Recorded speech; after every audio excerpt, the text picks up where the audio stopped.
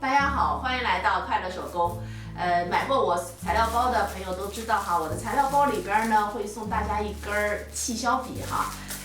常用的记号笔，我常用的就是气消笔、水消笔，和所有的新手朋友一样哈。最开始用的就是划粉，还买过这样的划粉笔。我还有一种划粉是白颜色的，熨斗烫上去之后就会消失的，但它没有其他颜色，它只有一种白颜色。好像什么牌子我忘了哈，最早前面也是用这种，但是呢用了以后就发现这个划粉笔呢用到后来它就不太容易划出道道来，因为它前面已经磨光掉了。划粉呢好用，就是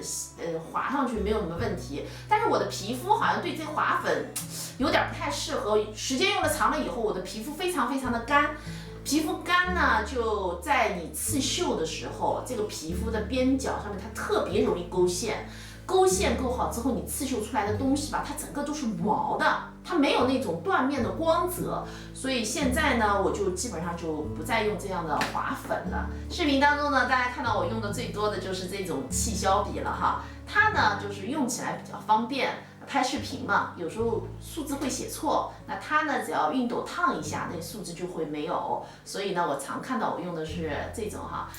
气消笔呢是有很多颜色的，但我常用的就是黑色和白色，它还有红色和蓝色。但是卖的时候呢，它就是50一包，不给你搭色卖，所以那50根其实也挺能用好久了。所以我要选，我觉得合用的也就是黑色和白色。这儿要和大家说一下这个白颜色。白颜色的显色它不如这个黑颜色快，黑颜色是画上就有线，这个白颜色呢，就是画上以后可能要等个5秒钟，它才会慢慢的颜色给显出来。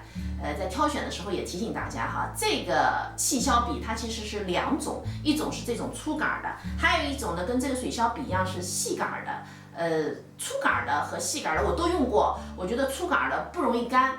细杆的它很容易干，在这儿呢和大家分享一个小经验哈，如果你做包的时候啊，用了这样子的气消笔，做好包啊，你没有洗过，那把包呢带到了户外，这时候你户外的温度是零下10度以下，那你包座上的记号那些字又会显现出来。但是如果洗过呢，就没有这样的问题了。如果不拍视频，我自己做衣服呢，用的最多的就是这种水消笔了。这水消笔的笔头呢，它特别的细，气消笔的笔头就是一个圆珠笔笔头，这个呢是签字笔的笔头，然后画上去就特别利索，出水快，一画就是一道。然后颜色选择多，像有4种颜色可以选哈。好像还有其他颜色，但我买的就是这4种颜色，它能够让你搭着挑，比如这个来5个，那个来10个，那就可以用在不同的颜色上边了。还有一点呢，就是它不容易干，像这个气消笔这个白颜色里边的话就特别容易干，尤其是白颜色，其他黑色还行。水消笔嘛，那就是顾名思义，就是遇到水就会消失掉。但是也没有商家宣传的这么夸张哈，它是需要浸泡的。你看我做白衬衫用这样的笔是浸泡1晚上，然后第2天拿洗衣机一洗，这样子才能够完全就看不见。如果你在那儿就搓的话，没有通过浸泡，颜色其实多少还是会残留一点的。之所以今天在视频里面说的这个关于这个记号笔，是因为有粉丝朋友问我哈。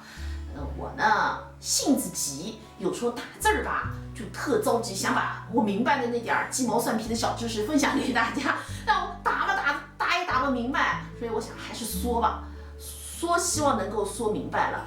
今天分享的小知识也是我的个人感受哈，希望对大家的手工生活呢有帮助。这期视频内容啊就是这些了，感谢您花宝贵的时间来看我的视频，记得帮忙点赞，咱们下期再见。